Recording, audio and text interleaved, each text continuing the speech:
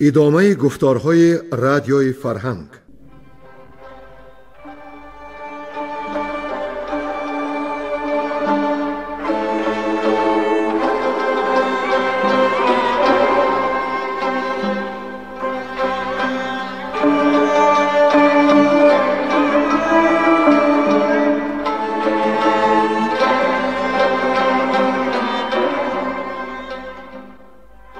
بسا رنج بردم در این سال سی، عجم زنده کردم بدین پارسی.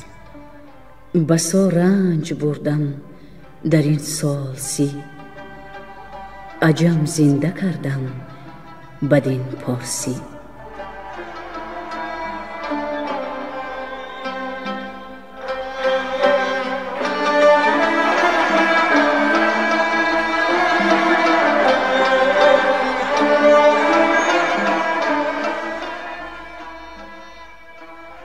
محفل ادبی به استقبال جشن هزاره شاهنامه بیزوال ابوالقاسم فردوسی.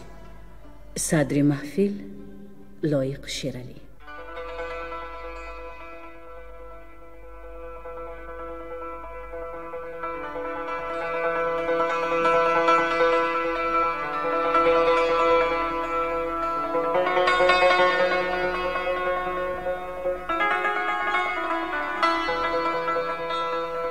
شنوندگان گرامی یاد دارند که ما در گفتار پیشین به جای رسیدیم که افراسیاب به فغفور چین نامه نوشت و خواست که اگر خود نآید سپاه فرستد. افراسیاب جنگ را آماده شد و بعداً 2 هفته مجلس می آراست و شادان بزیست. در هفته سوم کیخسرو به گنگدژ آمد و آوای جنگ را شنید. رستم را پیش خواند و گفت که افراسیاب از دست ایرانیان در این حصار گریزان شده است. فریبرز کاووس و توس و گودرز را فرمود تا همه باره دیج را فرود آورند.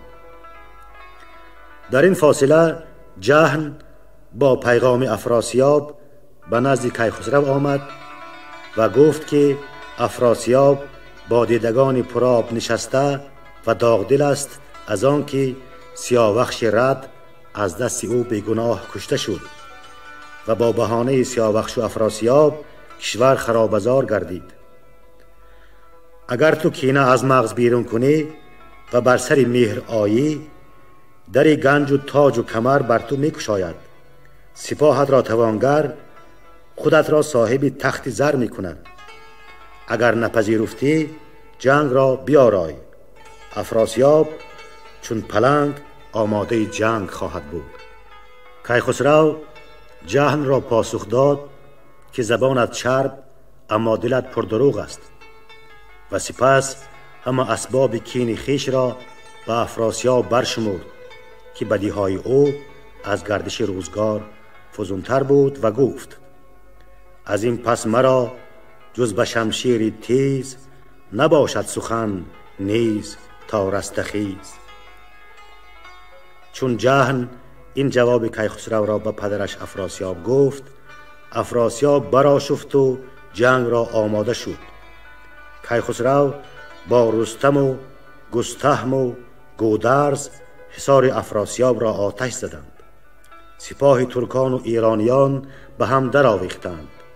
رستم یک سر سپاه را بر رخنه حصار درآورد و درفش بنفش ایران را بر باره زد. به پیروزی شاه ایران سپاه از رزمگاه خروش برآمد. از آوردگاه رستم 2 تن کشته را از ایشان به مشت خویش آورد که یکی گرسیوز دیگری جهن بود. و اینک دنباله داستان را بشنوید. گویندگان ساربان، نظام قاسم، گلنسا زمانی و بنده.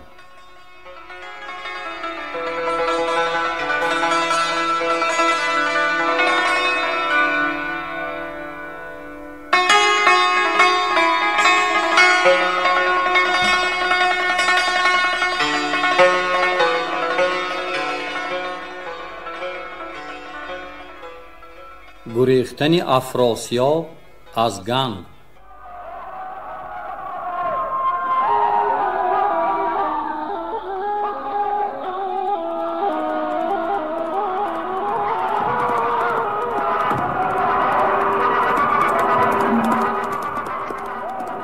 به ایوان برآمد پس افراسیاب، پر از خون دل از درد و مژگان پرآب. بدان باره بر شد که بود کاخ اوی، بیامد سوی شارسان کرد روی. دو بهره ز جانگاوران کشته دید، دیگر یک سر از جنگ برگشته دید. خروش سواران و بانگ سران، ابر پشت پیلان تبیره زنان. همه پیل مر زندگان را چودید، همه کردشان بر زمین ناپدید.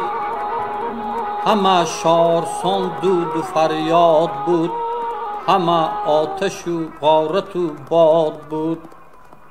یکی شاد و دیگر پر از درد و رنج، چنان است رسم سرای سپنج.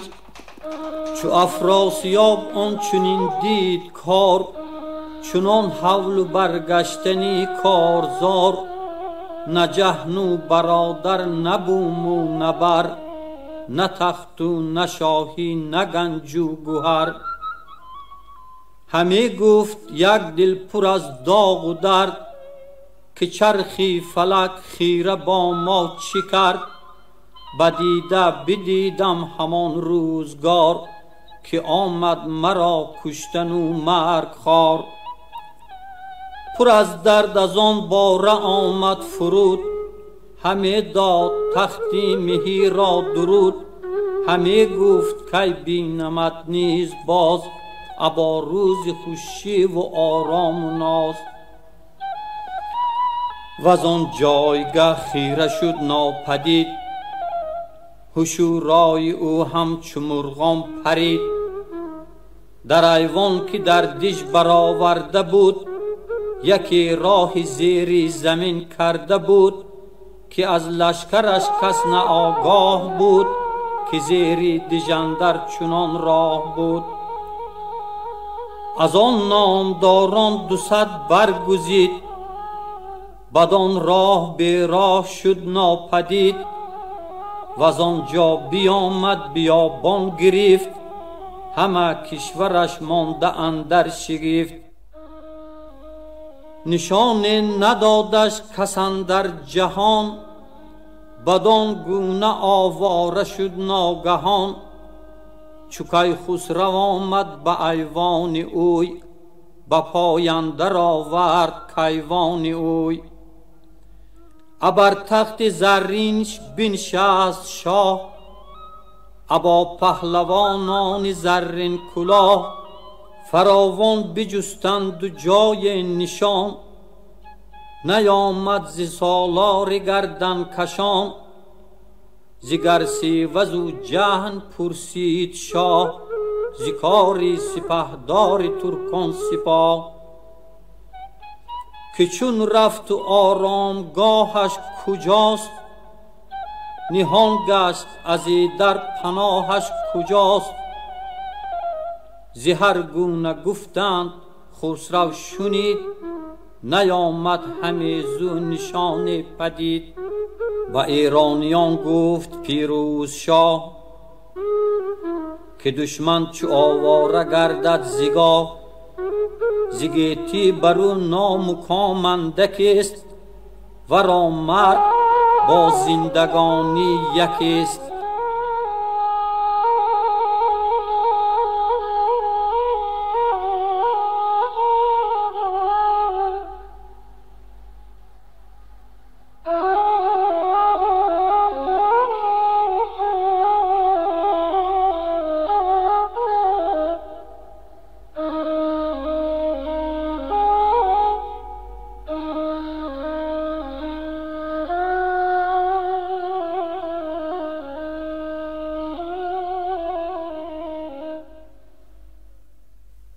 زینهار دادن خسرو خویشان افراسیاب را.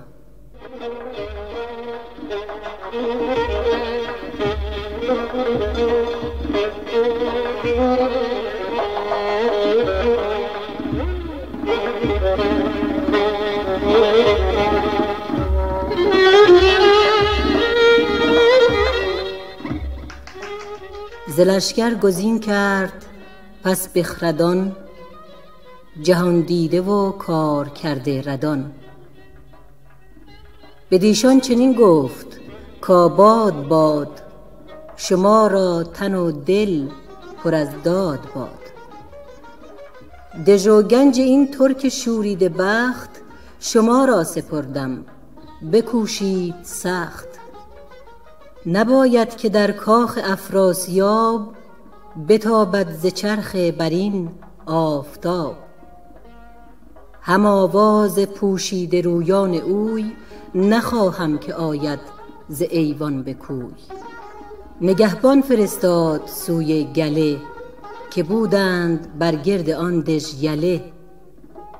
ز خویشان او کس نیازرد شاه، چنان چون بود در خور پیشگاه. چو زان گونه دیدند کردار اوی، سپه شد سراسر پر از گفتگوی.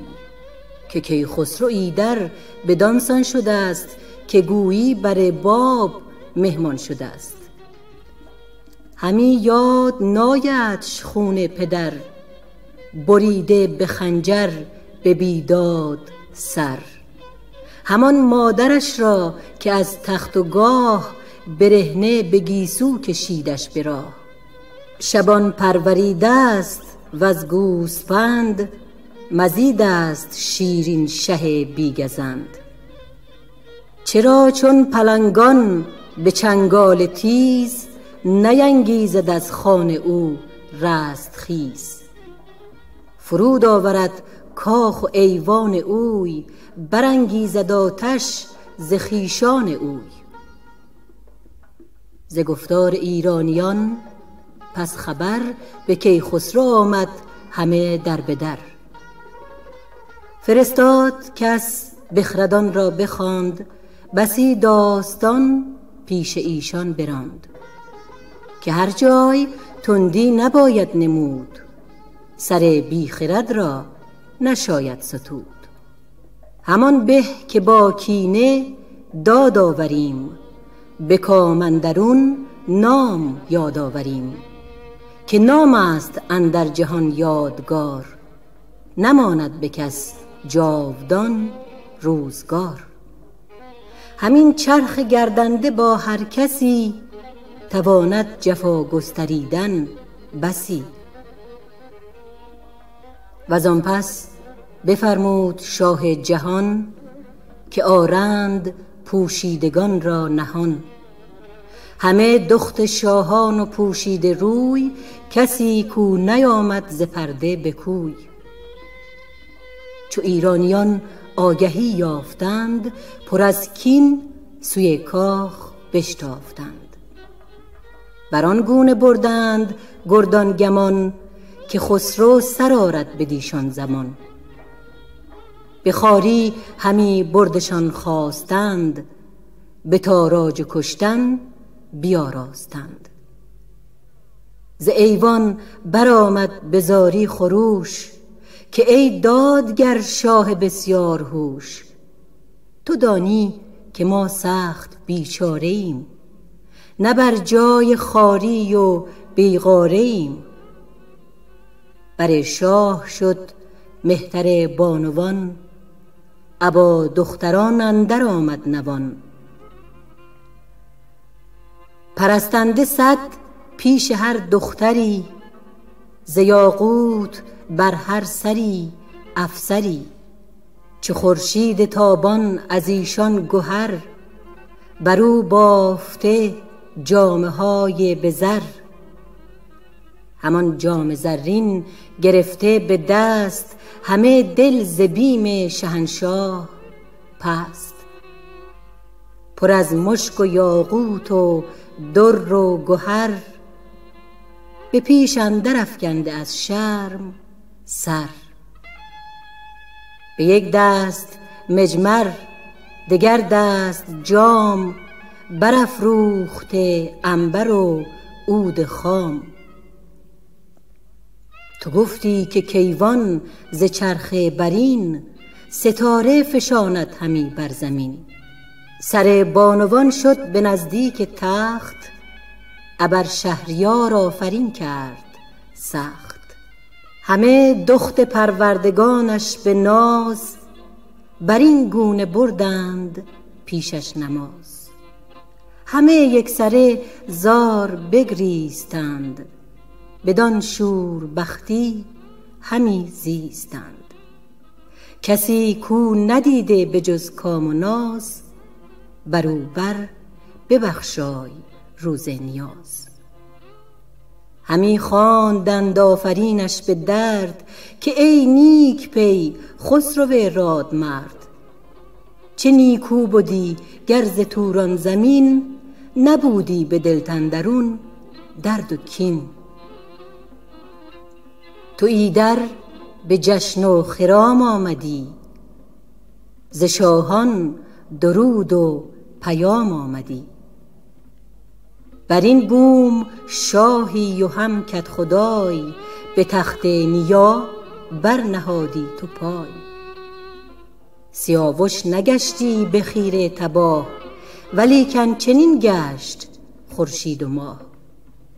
چنان کرد بدگوهر افراسیاب، که پیش تو پوزش نبیند به خواب.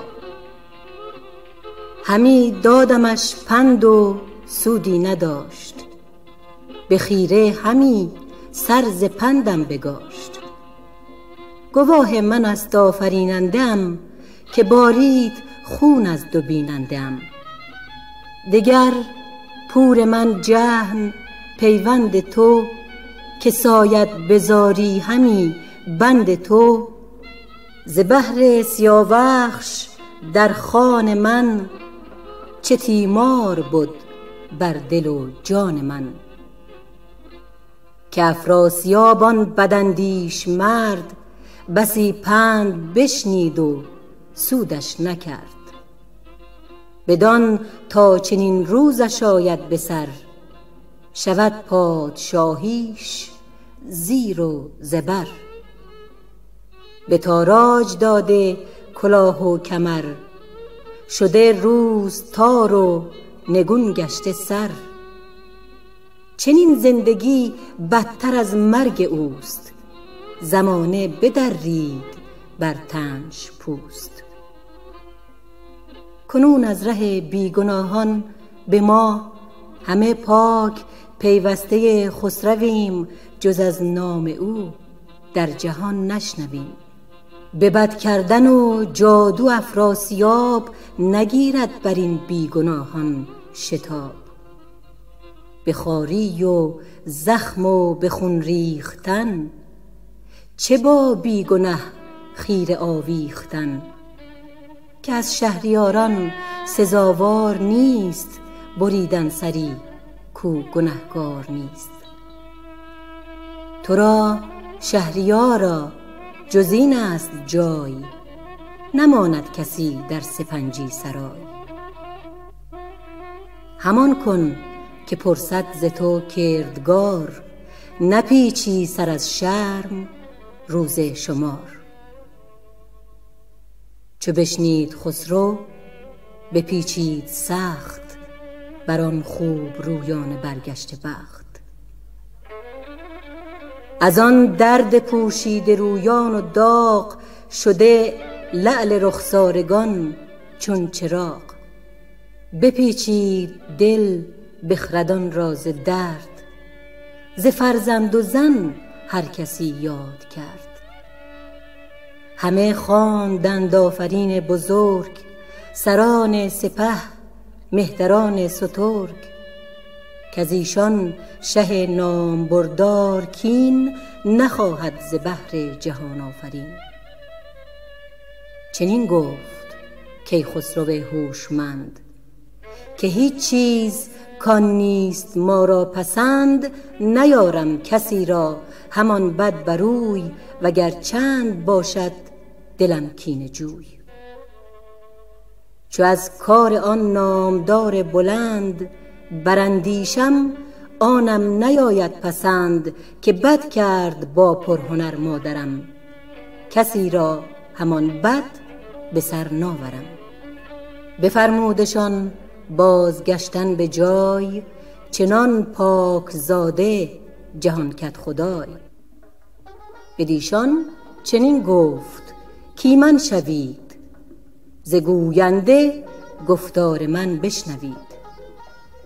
کز این پس شما را ز من بیم نیست، مرا بی وفایی چو دژخیم نیست.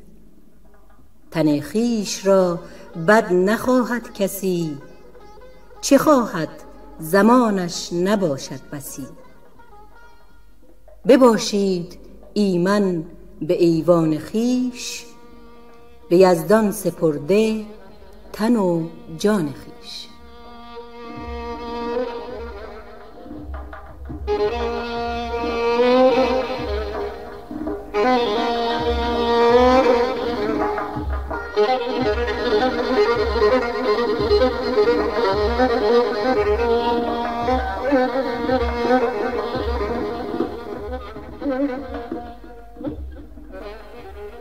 پند دادن کیخسرو ایرانیان را.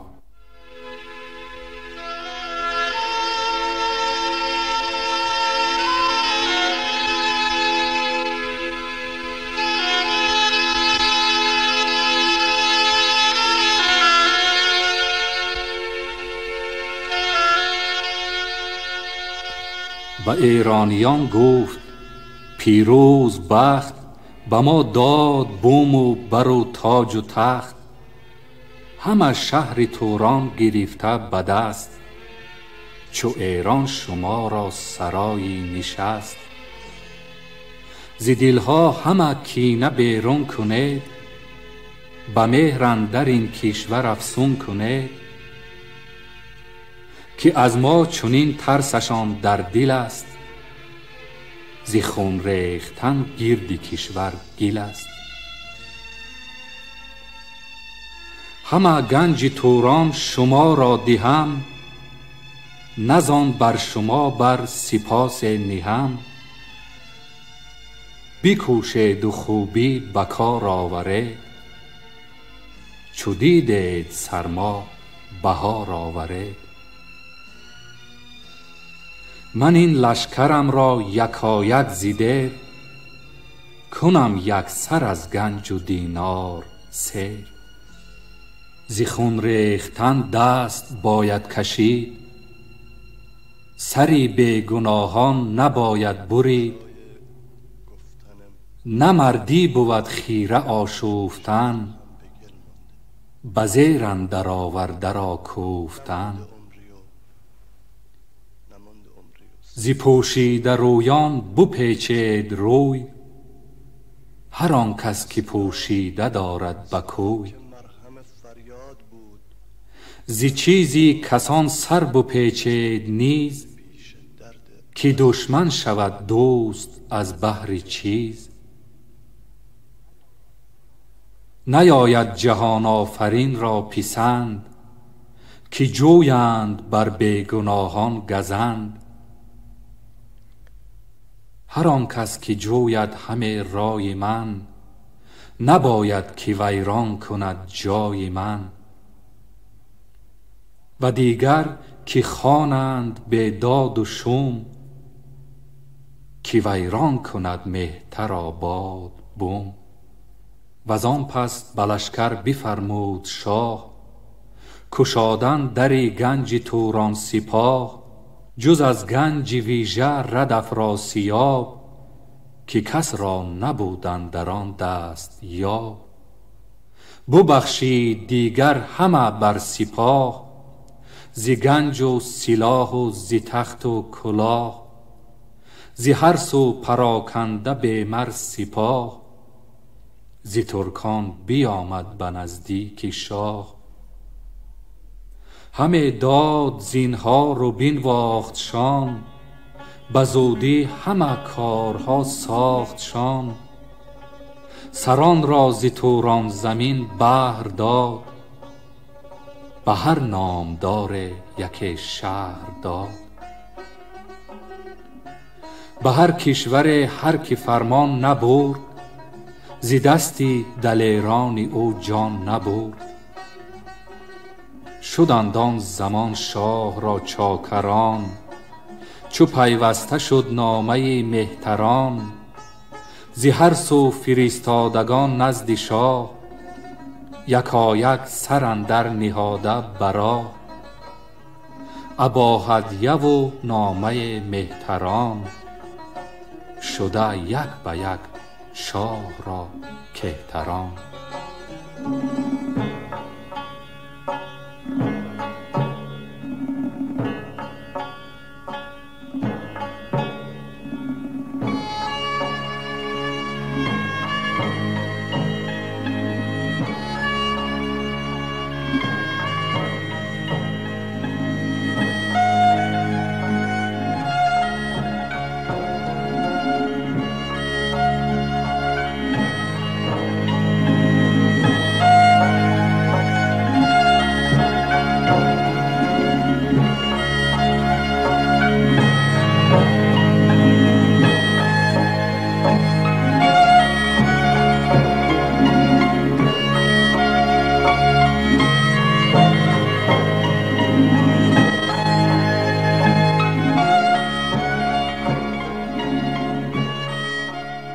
نامه کیخسرو به کاووس به نوید پیروزی.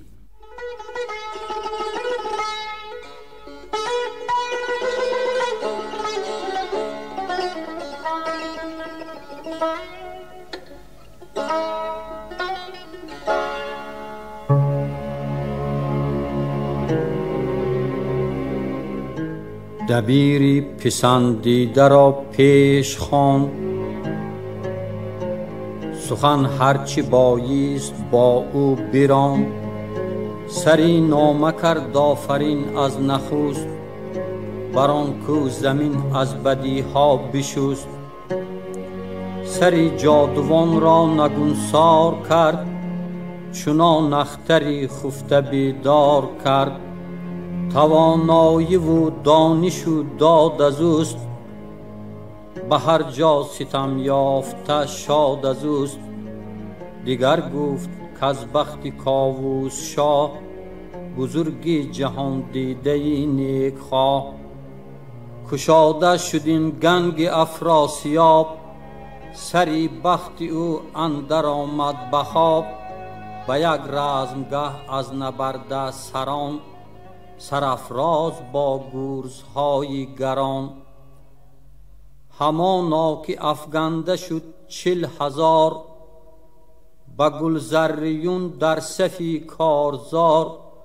وزان پس برآمد یکی باد سخت، که برکند با شاخ بیخی درخت. به آب اندر افکند چندین سپاه، که جستند بر ما همه دستگاه. وزان جایگه رفت به بهشتگان، حصار پر از مردم و جای جان. به جنگ حصار اندرون 30,000، همانا که شد کشته در کارزار. همان بود که بیدادگر بود مرد، ورا دانش و بخت یاری نکرد. همه روی کشور سپه گسترید، شدست و کنون از جهان ناپدید. از این پس فرستم به شاه آگهی، ز روزی که باشد مرا فرهی. بدان نامه بر مهر زرین نهاد، فرستاد نزدیک کاووس شاد. وزان پس بیامد به شادی نشست، پری چهره پیش اندرون می بدست. ببود تا بهار اندر آورد روی، جهان شد بهشت پر از رنگ و بوی. همه دشت چون پرنیان شد برنگ، هوا گشت برسان پشتی پلنگ. گرازیدن گور و آهو بدشت، بر این گونه بر چند خوشی گذشت. بنخچیر و یوزان و پرنده باز، می موشک بوی و بتان تراز. همه چار پایان به کردار گور، پراکنده آگنده گردن بزور. بگردند به کردار شیران نر، بسانی گوزنان به گوش و بسر. به هر سو فرستاد کارآگهان، همه جوست پیدا ز کار جهان.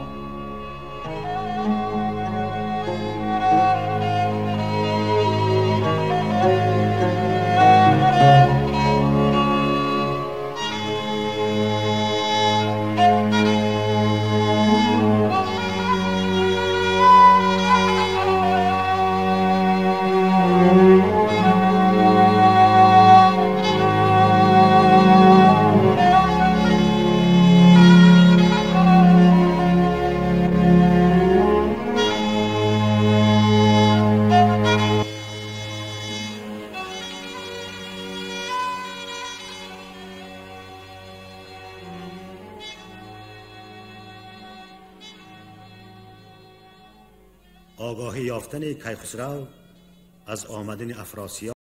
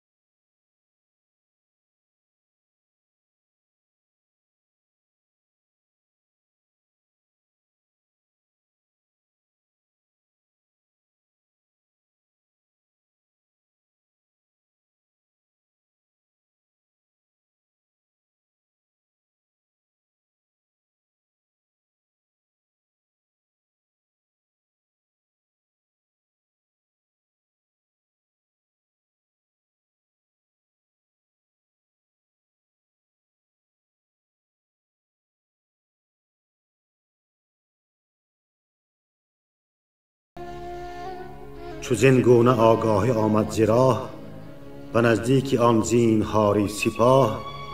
همه باز گشتند از ایرانیان، ببستند کین خواستن را میان. چو برداشت افراسیاب از ختن، سپاهی برآورد لشکر شکن. که گفتی زمین بر نتابد همی، ستاره شمارش نیابد همی. ز چین سوی کیخسرو آورد روی، پر از درد با لشکری جنگ جوی. چو کیخسرو آگاه شد زان سپاه، طلایه فرستاد چندی براه. بفرمود گودرز کشواد را، سپهدار یل شیر فرهاد را. که ایدر بباشید با داد و رای، طلایه شب و روز کرده به پای. به گودرز گفت این سپاهی تویند، شب و روز اندر پناهی تویند. ز ترکان هر آنگه که بینی یکی، کیا دارد از دشمنان اندکی. همان در زمان زنده بردار کن، دو پایش زبر سر نگونسار کن.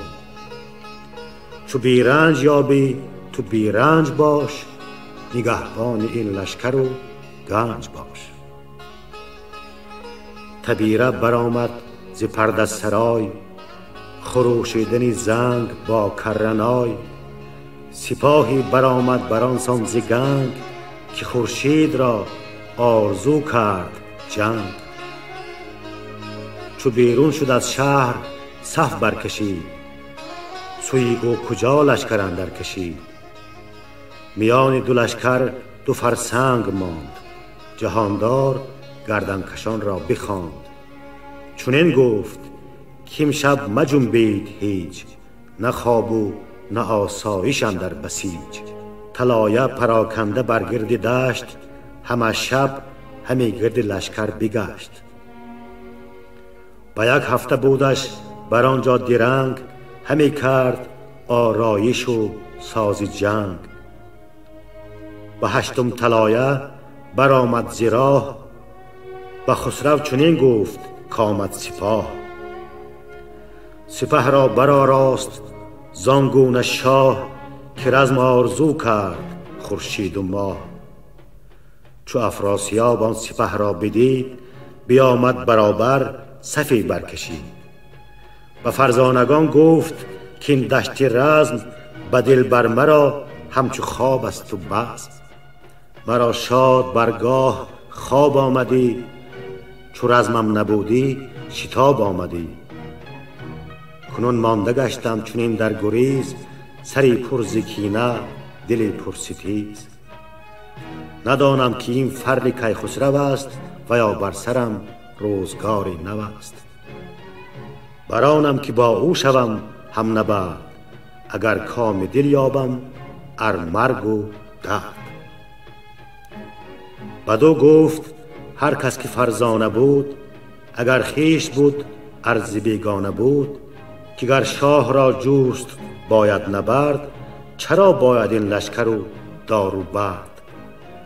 همه چین و ترکان به پیش تو اند، ز بیگانگان گر ز خویش تو اند. فدای تو بادا تن و جان ما، چنین بود تا بود پیمان ما. اگر 100 شود کشته آید 1000، تن خویش را خارمایه مدار. هم از سر به سر نیک خواهی توییم، که زنده به فری کلاهی توییم. و آن پس ز لشکر برآمد خروش، زمین و زمان شد پر از جنگ و جوش. ستاره پدید آمد از تیره گرد، رخی زرد خورشید شد لاجورد.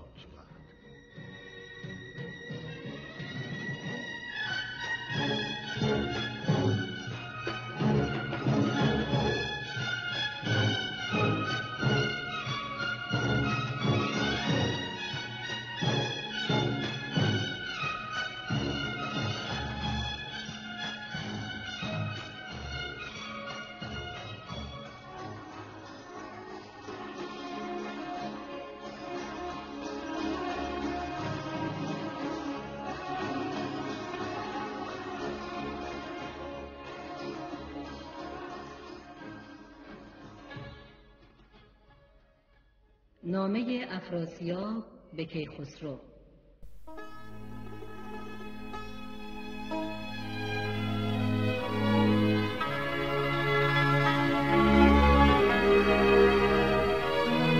سپهدار ترکان از آن انجمن، گزین کرد کارآزموده 3 تن. پیامی فرستاد نزدیک شاه، که کردی فراوان ز لشکر تباه. همانا که فرسنگ از ایران 1000، بود تا به گنگ اندر شهریار. ز کوه و بیابان و از ریگ و شخ، 2 لشکر بدین سان چو مور و ملخ. زمینها چو دریا شد از خون کین، ز گنگ و ز چین تا به ایران زمین. اگر خون آن کشتگان را ز خاک، به ژرفی برد رای یزدان پاک. همانا که دریای قلزم شود، 2 لشکر به خون اندرون گم شود. اگر گنج خواهی ز من یا سپاه، وگر بوم توران و تخت و کلاه. سپارم تو را من شوم ناپدید، جز از تیغ جان را ندارم کلید. مکن گر تو را من پدر مادرم، ز تخم فریدون افسونگرم. ز کین پدر گر دلت خیره شد، چنین پیش تو آب من تیره شد. از آن بد سیاوش گنهکار بود، مرا دل پر از درد و تیمار بود. دگر گردش اختران بلند، که هم با پناهند و هم با گزند. مرا سالیان 60 بر سر گذشت، که با نامداران نرفتم به دشت. تو فرزندی و شاه ایران تویی، به رزم اندرون چنگ شیران تویی. یکی رزمگاهی گزین دور دست، نه بر دامن مرد خسرو پرست. بگردیم هر دو به آوردگاه، به جایی کزو دور ماند سپاه. اگر من شوم کشته بر دست تو، ز دریا نهنگ آورد شست تو. تو با خویش و پیوند مادر مکوش، بپرهیز و از کینه چندین مجوش. وگر تو شوی کشته بر دست من، به زنهار یزدان کز آن انجمن نمانم که یک تن بپیچد ز درد، وگر بیند از تیر خاک نبرد. ز گوینده بشنید خسرو پیام، چنین گفت با پور دستان سام، که این ترک بدساز و مردم فریب، نبیند همی از فراز و نشیب. بیچاره چنین از بد ما بجست، گماند که بر تخت توران نشست. از آورد چندین بگوید همی، مگر دخمه شیده جو.